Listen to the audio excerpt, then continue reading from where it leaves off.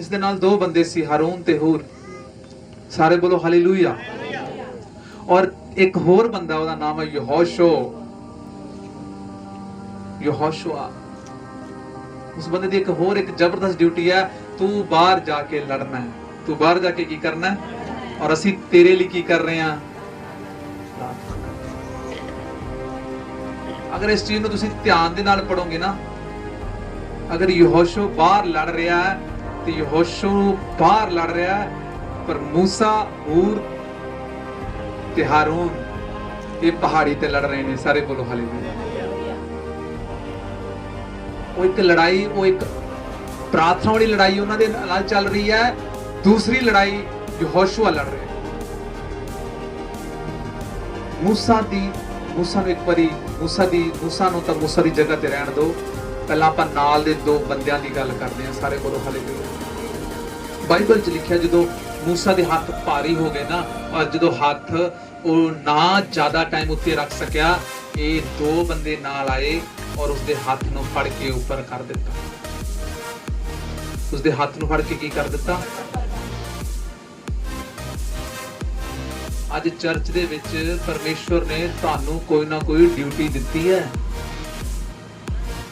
Church दे विच परमेश्वर ने तुहानू कोई ना कोई पोजीशन दिती है। और अगर हारून ते हूर उस जगह ते ना हुंदे तां मूसा चाह के भी उस जंग नूं जित नहीं सकदा सी, क्योंकि कंडीशन ये सी, शर्त ये सी कि तेरे हाथ जिन्ना चिर ऊपर रहणगे तुसी जितदे रहोगे। सारे बोलो हालेलुया। मेरे भैणों ते भराओ, मैं अज तुहाडे तो एक सवाल पूछना चाहना, तुहाडे चों किन्ने लोग ने जो अज मेरा हाथ बन के साडे नाल प्रार्थना कर रहे हैं? तुहाडे विचों किन्ने लोग ने जो चर्च दा हाथ बन के चर्च दे नाल खड़े ने? तुहाडे विचों किन्ने लोग ने जो प्रार्थना योद्धा बन के साडे नाल खड़े होए ने? आज परमेश्वर तुहाडे नाल गलबात कर रहे हैं। मेरी बेटी, मेरे बेटे, की तेरे हाथ तेरे पास्टर दे लई सदा खड़े रहंदे ने? की तेरे हाथ उस एरिया दे लई, जिस एरिया दे विच तू रहनी है, तू रहना, सदा खड़े रहंदे ने? कि जदों तेरे दास नूं तेरियां दुआवां दी लोड़ हुंदी है, कि तेरे हाथ सदा तेरे दास दे लई, कलीसिया दे लई, चर्च दे लई, परमेश्वर दे लोकां दे लई खड़े रहंदे ने कि नहीं रहंदे? सारे बोलो हालेलुया। प्लीज ध्यान नाल देखो उस वचन, जो तुसीं ध्यान नाल देखोगे, उन्हां दोवां दे कारण ही मूसा दे हाथ खड़े रहे। इस दा मतलब एक चर्च नूं एक टीम दी जरूरत है, एक पास्टर नूं एक टीम दी जरूरत है। और वो टीम ऐसी टीम नहीं जिन्हां दी लाइफ च 5 मिनट दी प्रार्थना और 15 मिनट दी प्रार्थना होवे। वो टीम, वो लोग ऐसे लोग नहीं जो हफ्ते दे पूरा हफ्ता सोमवार तो शनिवार पता नहीं किन्ना किन्ना कम्मां दे विच अपने आप नूं बिजी रखदे ने, और मुड़ के ऐतवार इत्थे आके सब तो जबरदस्त धर्मी और आराधक बन जाते हैं, या प्रार्थना करने वाला बन जाते।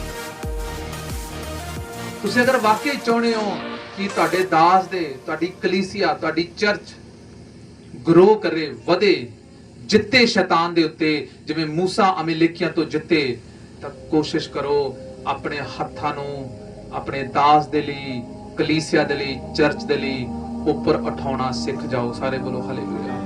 ऊपर उठाउण दा मतलब प्रार्थना करना, ऊपर उठाउण दा मतलब प्रार्थना विच समा बिताउणा।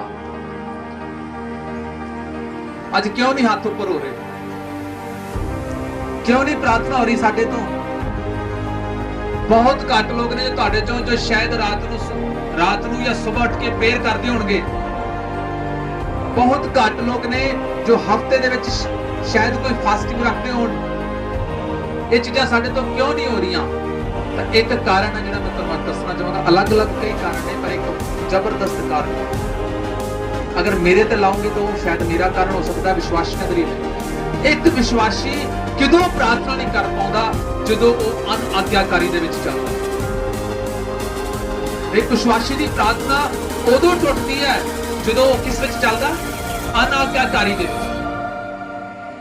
जदों अपने अनुसार चलना शुरू कर दिंदा, जदों शायद चुगलियां या टीवी या मोबाइल या होर चीज़ों के अपने आप को उलझा लेंदा है, या जो उस बंदे उस विश्वासी की संगति गैर मसीह लोगों नाल होना शुरू हो जाती है, वो कदे भी प्रार्थना नहीं कर पाएगा।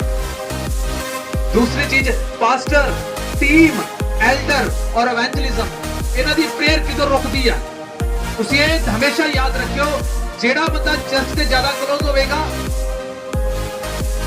जेड़ा बंदा वॉलंटियर नहीं सी, जिन्होंने कोई पुछदा नहीं सी, ओदी गल उदों होर हुंदी है, पर जिवें ही कोई इंसान वॉलंटियर बन जाता है या टीम का कोई हिस्सा बन जाता है, वो पता नहीं फिर अपने आप को की समझन लग जाता और वह इधर उधर दी गल्लां करनियां की कर दिंदा, शुरू कर दिंदा। मैं एक बार एक पास्टर की गल सुनी सी, एक जगह ते एक पास्टर सी और एक पास्टर का चेला सी, एल्डर सी उस पास्टर का, सारे बोलो हालेलुया।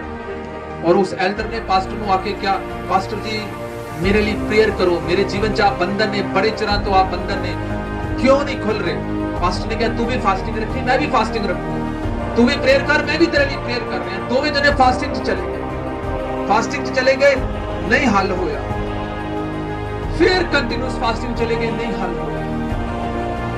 पर पास्टर लगातार उस बंदे दे लिए की करता रहा, प्रेयर करता। एक दिन होली स्पिरिट पवित्र आत्मा ने उस पास्टर को दस्या, कहते इहनूं पुछ कि एक जगह ते गया सी, एक जगह ते बैठा सी, उत्थे तेरी निंदा हो रही सी और इन्हें हाँ दी हाँ बुला। उस पास्टर ने उन्होंने पूछा कि ये सही है, निंदा हो रही सी, परमेश्वर के दासां दी निंदा हो रही सी, कोई इधर उधर दी गल्लां चल रही सी, की तो उन्हां गल्लां दे विच सी? तो कहंदा हाँ मैं उत्थे सी।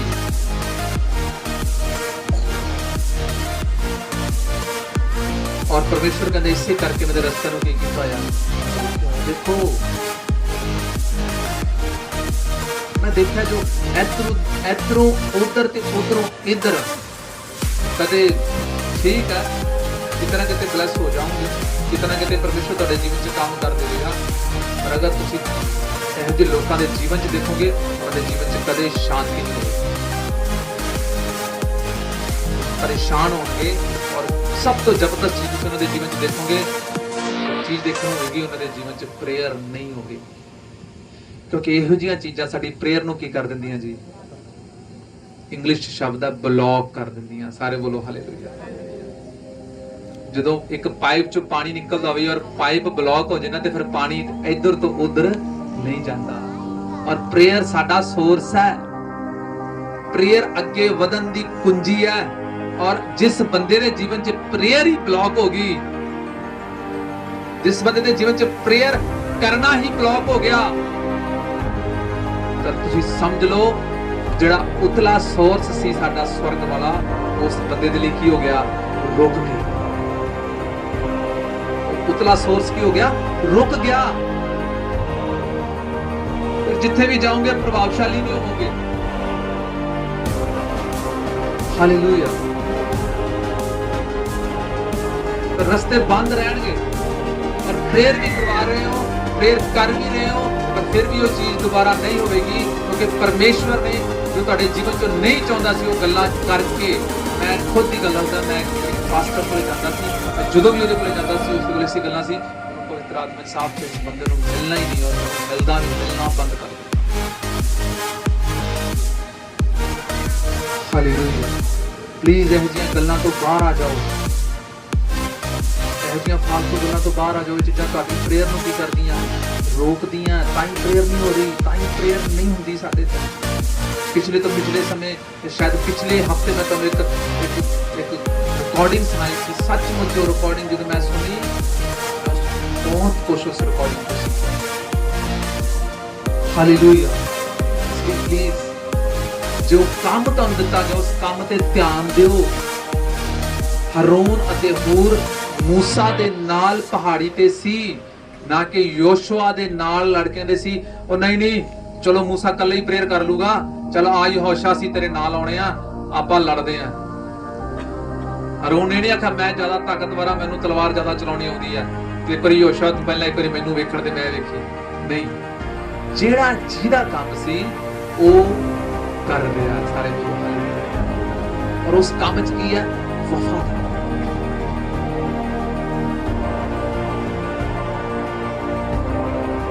अगर यहोशू अपने अपने काम ते खड़ा रहा ना, तुसीं बाइबल च पढ़दे हो मूसा तो बाद कौन है? यहोशू। सारे बोलो हालेलुया। वो फाइटर सी, वो लड़ाई वाला, आज्ञाकारी सी, मनण वाला सी। हारून ते हूर भावां दी नाल नाल रहिंदे सी, पूरा जुड़े रहिंदे सी, फिर भी परमेश्वर दी नज़र दे विच उस दोवां बंदियां तो एक काबिल बंदा सी, आज परमेश्वर तुहानूं किवें देखदा, लोग तुहानूं किवें देखदे ने, इसको कोई मतलब नहीं है। लोकां दी नज़र च तुहाडी की पोजीशन है, इसको कोई मतलब नहीं है। फर्क उदों पैंदा कि परमेश्वर तुहानूं किवें देखदा जी। सारे बोलो हालेलुया।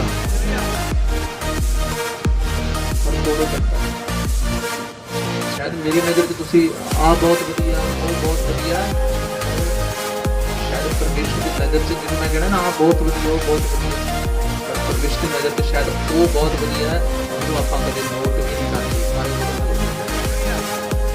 इसलिए इन गल अगर तुसी चाहते कि परमेश्वर पहली गल तां अगर तुसी एक पहली गल अगर तुसी किसी लड़ाई दे विचों तुसी ते मैं लड़ाई दे विचों उस लड़ाई नूं जिੱਤਣ दे लई तुहाडे हत्थ परमेश्वर दे वल की रहने चाहिए, खड़े रहने चाहिए, ऊपर रहने चाहिए। हत्थ ऊपर रहने का मतलब प्रार्थना वाला जीवन तुहाडा होना बहुत ही की है, जरूरी है। सारे बोलो हालेलुया। इसलिए असीं प्रेयर नहीं कर पा रहे क्योंकि साडे जीवन च असीं पंगे ही इन्ने लए होए आ, असीं रोग ही है जे लाए होए आ, असीं दोस्त ही है जे बनाए होए आ, असीं घरां च ही है जे जाने आ जिन्हां दे घरां च ना प्रेयर है ना कुछ है।